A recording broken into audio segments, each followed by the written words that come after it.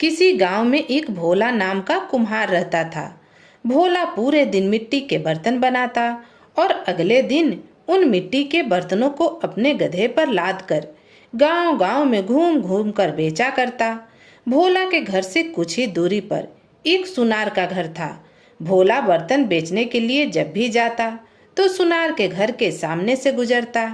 भोला के बनाए हुए मिट्टी के घड़े और सुराही लोगों को खूब पसंद आते, इसलिए भोला की कमाई भी अच्छी खासी हो जाती। पर सुनार को यह बात हजम ना होती। उसकी अच्छी खासी कमाई देखकर सुनार मन ही मन चिढ़ने लगा था और अंदर ही अंदर जलता भुनता रहता। वह गांव भर में घूम घूम कर लोगों से भोला की बुराई करता रहता। पर भोला कुम्हार तो अपने नाम के मुताबिक भोला था। उसे किसी चीज से कोई फर्क ना पड़ता। वह खूब अच्छे से जानता था कि सुनार मन ही मन उससे बैर रखता है।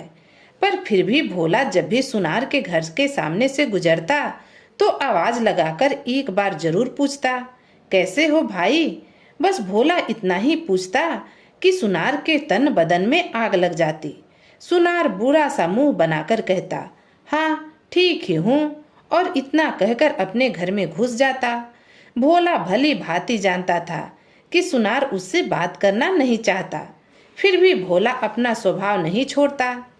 एक दिन रोज की भांति भोला अपने मिट्टी के बर्तन बेचने के लिए अपने घर से निकला। जैसे ही भोला सुनार के घर के सामने पहुंचा, तभी एक छोटा सा चूजा सुनार के घर से निकलकर सड़क पर आ गया और भोला के गधे के पैर के नीचे आकर मर गया। भोला ने जब यह देखा तो उसे बड़ा दुख हुआ। उसने चूजे को उठाकर सुनार के चबूतरे पर रख दिया। इतने में सुनार दौड़ता हुआ घर के अंदर से आया और बोला, हाय रे भोला, तूने तो मेरे प्यारे से चूजे को मार डाला। तू अपने गधे को देखकर नहीं हाँक सकता था? देख, मेरा प्यारा सा चूजा मर गया। अब इसका हर्जाना कौन भरेगा? बताओ भला।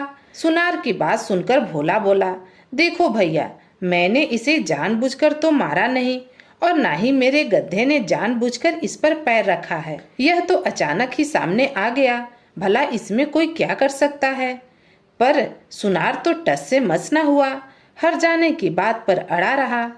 अब भोला बोला, इसका क्या हर्जाना देना होगा मुझे? तो सुनार ने कहा, भोला, यह चूजा मुझे अपनी जान से भी ज्यादा प्यारा था। इसकी तो मैं पूरे 10 सोने के सिक्के लूंगा। 10 सोने के सिक्के? सुनकर भोला जैसे चौंक गया। एक छोटे से चूजे के लिए 10 सोने के सिक्के? भला कौन देगा? यह तो मुश्किल से 10 रुपए का भी ना होगा। अब उनका झगड़ा इस कदर बढ़ गया कि आसपास के लोग भी इकट्ठा हो गए। दोनों ही भोला और सुनार को समझाने लगे, पर निष्कर्ष कुछ ना निकला। अब उनकी बातें सुनकर गांव के मुखिया भी आ गए। उन्होंने सुनार से पूछा कि बताओ, तुम्हारा चूजा कितने का था? सुनार ने कहा, मुखिया जी, 10 सोने के सिक्के से एक भी कम ना लूंगा। यह सुनकर तो मुखिया जी भी चौंक गए। मुखिया जी ने सुनार से पूछा, भला एक 10 रुपए का चूजा 10 सोने के सिक्के की कीमत का कैसे हो सकता है? तो सुनार बोला, मुखिया जी, भविष्य में यह चूजा बड़ा होता और फिर यह अंडे देता। फिर उन अंडों से ना जाने कितनी मुर्गियां बनती। फिर वह मुर्गी अंडे देती और फिर उनमें से ना जाने कितने चूजे निकलते। इस तरह से यह चूजा पूरे 10 सोने के सिक्के के बराबर है। अब मुखिया जी को भी सुनार की बात सही लगी। उन्होंने भोला से कहा, भोला, सुनार ठीक कहता है। जब यह चूजा बड़ा होता तो एक हिष्ट पुष्ट मुर्गी बनता और अंडे देता। उन अंडों से और मुर्गी के बच्चे होते और उन बच्चों के और भी बच्चे होते। इस तरह से तो यह बिल्कुल सही बात है कि यह चूजा पूरे 10 सोने के सिक्के के बराबर है।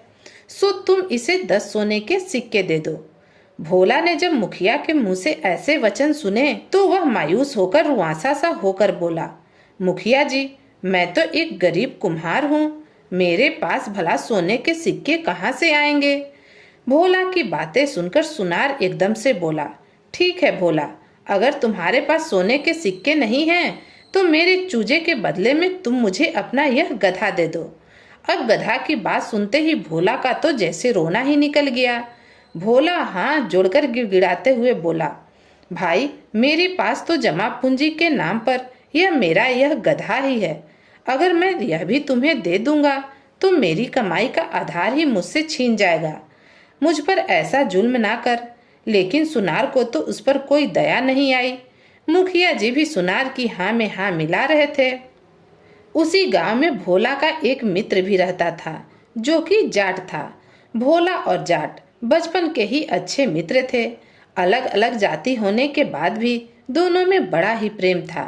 अब यह बात उड़ते उड़ते उसके दोस्त के कान में भी पड़ी कि सुनार अपने चूजे के बदले भोला से 10 सोने के सिक्के लेना चाहता है, और अगर किसी सूरत में भोला 10 सोने के सिक्के ना दे पाया तो सुनार उसका गधा ले लेगा। अब जब जाट को यह बात पता चली तो उसे बड़ा गुस्सा आया।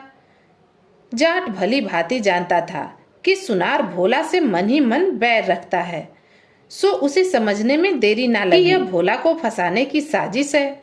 सो जाट उसी स्थान पर पहुंच गया जहां पर सुनार भोला से लड़ाई कर रहा था। वहां पर पहुंचकर जाट ने सारी बात जानी और थोड़ी देर कुछ सोचकर वह भोला से बोला, भोला, वाकई यह मुर्गी 10 सोने के सिक्के के बराबर है। तुम इसे 10 सोने के सिक्के दे दो। भोला ने जब अपने मित्र के मुंह से यह बात सुनी तो उसे जैसे यकीन ही ना हुआ। अब तो भोला को पूरा जग बैरी नजर आ रहा था। उसका तो दोस्त ही उसे लुटवाने पिटवाने पर तुला हुआ था।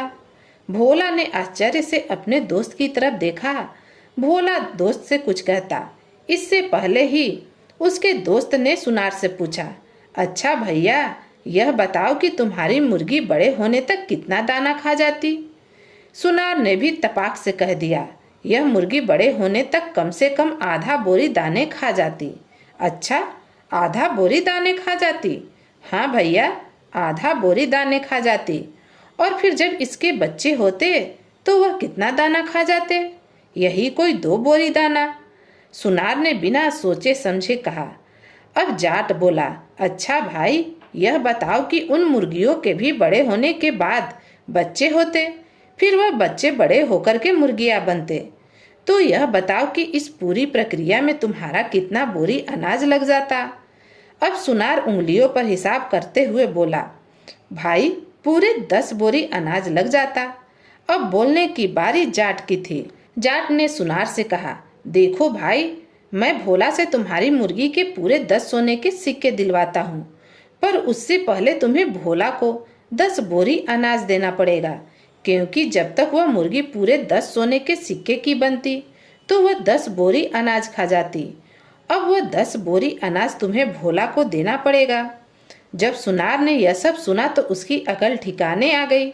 उसने हाथ जोड़ते हुए कहा, भाई जाट, मैं तो भोला के साथ मजाक कर रहा था। आखिर हम एक ही गली में तो रहते हैं, सो आज ऐसे ही मजाक का मूड बन गया। भला एक छोटा सा चूजा 10 सोने के सिक्के की कीमत का कैसे हो सकता है? यह तो मैंने मजाक में ऐसे ही बोल दिया। अब सुनार के बदलते हुए स्वर को सुनकर भोला अपने मन में विचार करने लगा कि देखो, जब खुद की बारी आई देने की तो इसने तुरंत ही रंग बदल दिया। अब भोला ने सुनार को अपनी जेब से 10 रुपए निकालकर दे दिए और कहा, यह लो भैया, मैं तेरा कोई एहसान अपने ऊपर ना रखूंगा। तेरा चूजा 10 रुपए की कीमत का था। अपने 10 रुपए पकड़ और मुझे जाने दे। अब सुनार का मुंह देखने लायक था। सभी लोग सुनार पर हंसते हुए अपने घर की तरफ चले गए। अब भोला और उसका दोस्त जाट वहां से अपने गधे के साथ आगे बढ़ गए। आगे जाकर भोला ने अपने दोस्त का धन्यवाद किया तो उसके दोस्त ने कहा, देखो भोला, मैं तुम्हारा मित्र हूँ और तुम्हारी सहायता करना मेरा फर्ज है, तो तुम यह शुक्रिया उक्रिया करके मुझे शर्मिंदा ना किया करो। इतना कहकर जाट ने भोला को गले से लगा लिया और अब दोनों खुशी खुशी आगे बढ़ गए। सो दोस्तों, कहावत है 100 सुनार की और 1 लोहार की, पर यहाँ पर 100 सुनार की और 1 जाट की पड़ गई। तो दोस्तों, आपको यह कहानी कैसी लगी? कमेंट बॉक्स में कमेंट करके हमें जरूर बताएं। और अगर आप मेरे चैनल पर पहली बार आए हैं तो चैनल को सब्सक्राइब कर लें। कहानी पूरा सुनने के लिए आप सभी का बहुत बहुत धन्यवाद। तो फिर मिलती हूँ एक नई कहानी के साथ।